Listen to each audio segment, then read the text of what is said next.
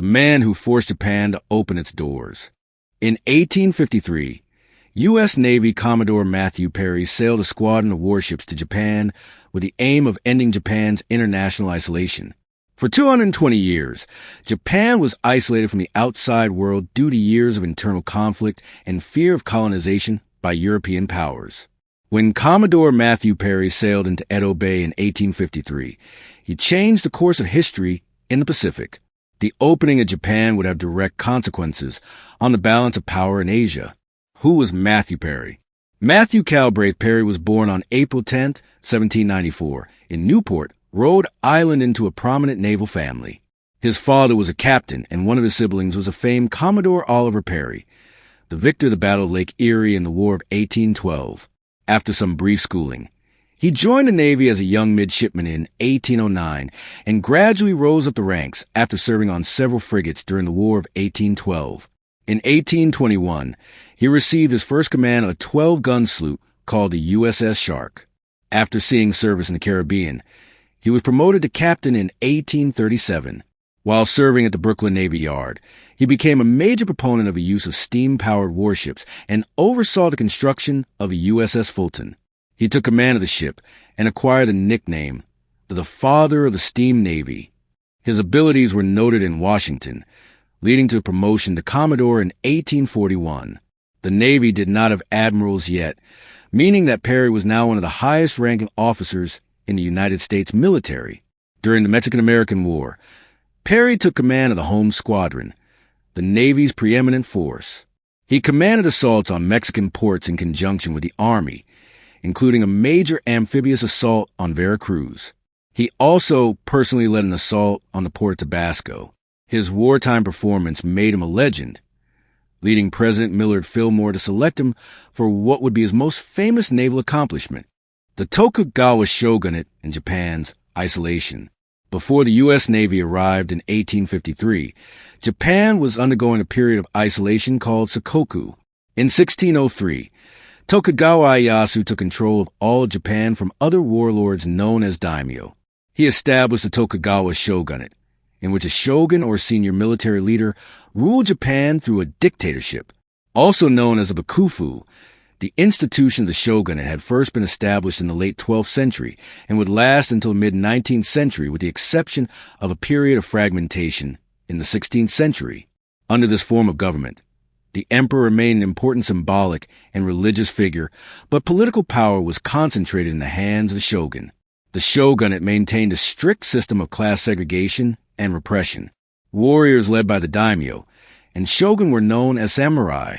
Ieyasu feared a resurgence of anarchy that preceded his rule, so he insisted on maximum control. Nonetheless, Japanese culture flourished during this period, and the economy on the four main islands of Japan boomed.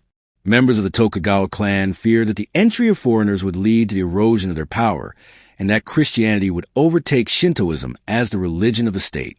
Therefore, they insisted on little contact with the outside world. However, some concessions were made. Dutch ships could dock on an artificial island in Nagasaki, and some Chinese merchants were allowed to visit.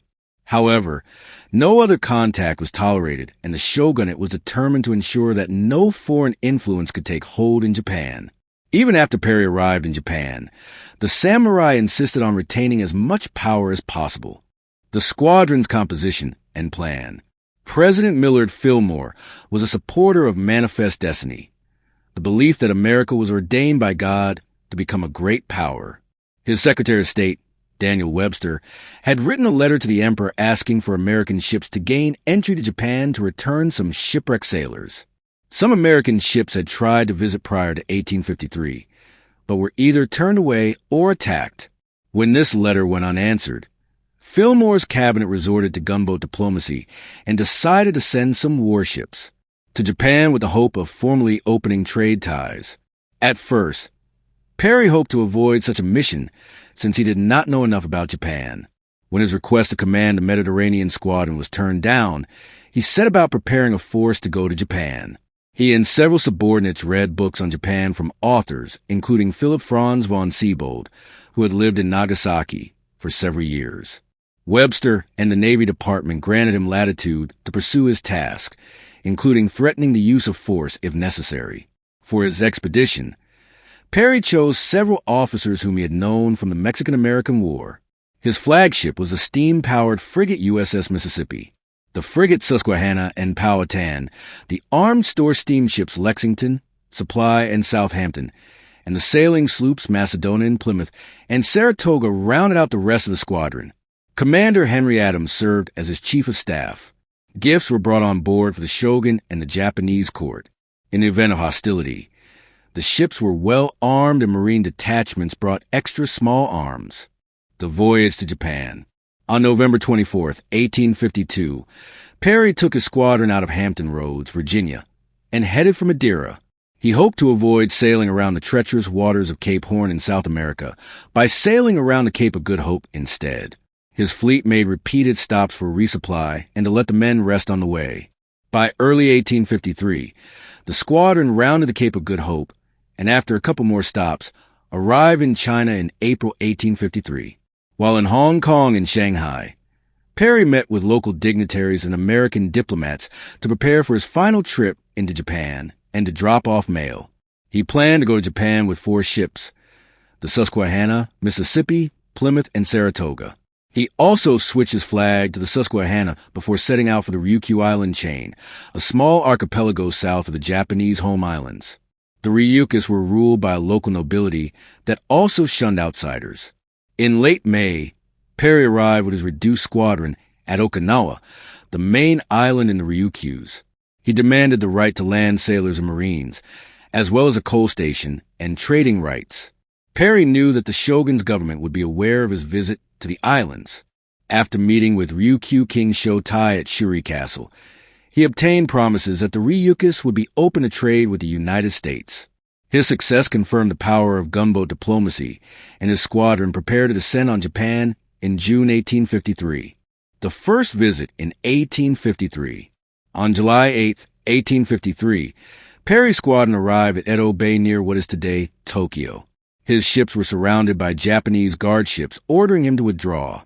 When he refused, both Japanese and American vessels remained at anchor, waiting for the impasse to end.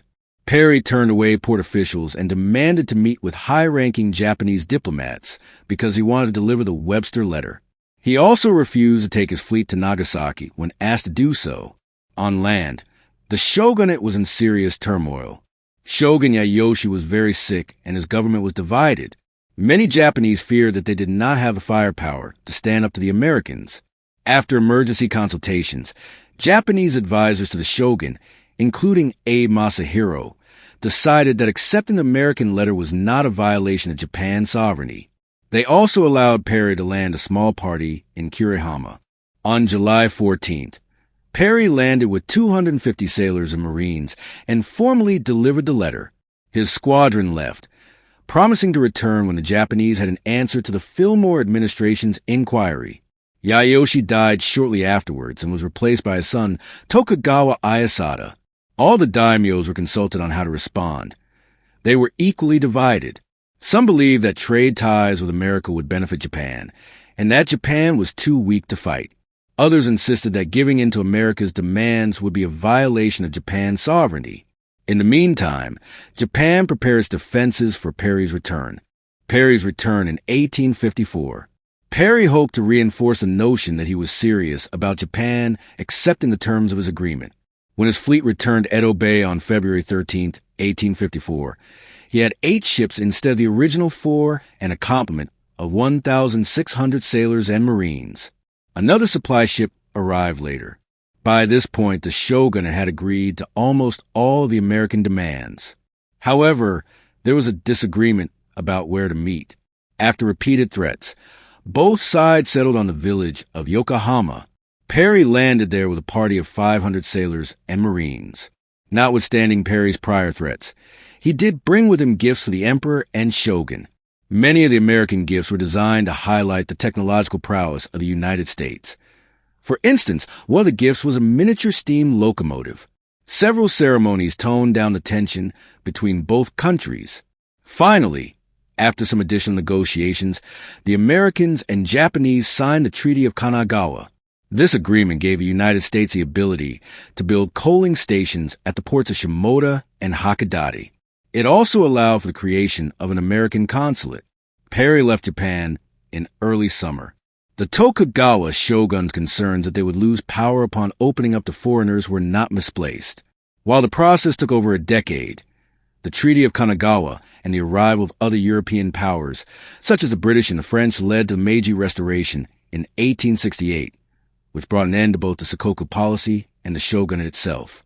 The Meiji Emperor and his advisors sought to modernize Japan with Western technology, but remained anxious about encroachments by the United States and European powers.